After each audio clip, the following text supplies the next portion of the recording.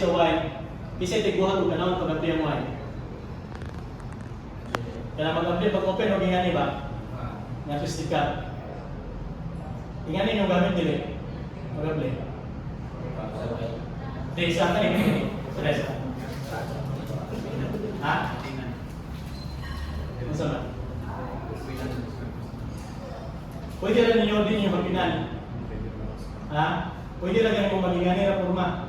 Ang technique niya na uban kayo mag-open, magingani siya. Pero depende na niyo kung unsa yung komportable. Kasi komportable yung mag-apply ka kuhan. Tagay ko kuhan. Tago. Ha? Tago ba?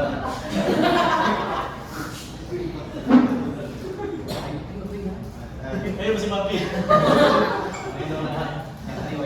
So, ikaw na niya. Say, inang komportable nga kuhan mag-open sa wine.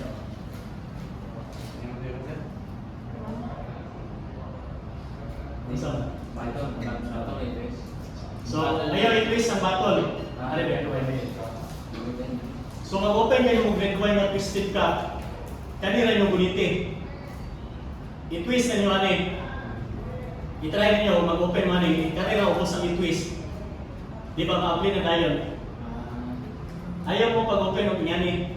Kaya na tendency na maharmos siya, nga ma-apply ng iyang ubos. Kani i-try yung twist kaning ubos ra. Suni siya. Kanira, ayaw pilanin yung babaw. Kanira siya, kanira.